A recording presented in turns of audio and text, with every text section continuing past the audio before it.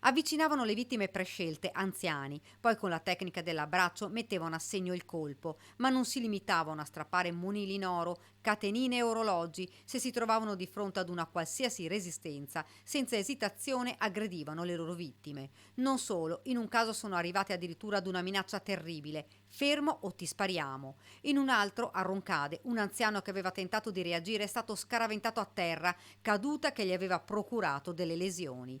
In manette sono finite 4 persone, 2 coppie di rumeni sui 30 anni. La banda aveva la base in un B&B a Mestre. Da lì partiva per agire in tutta la provincia di Treviso. Non solo, ha colpito anche in altre regioni del nord Italia.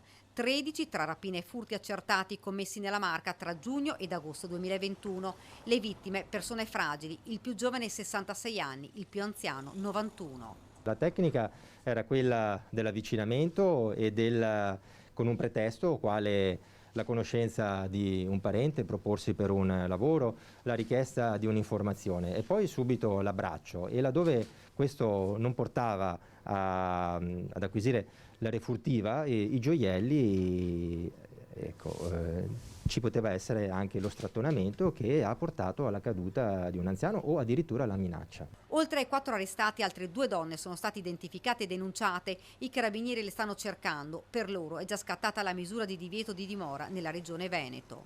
Come siete arrivati alla cattura di questi 4?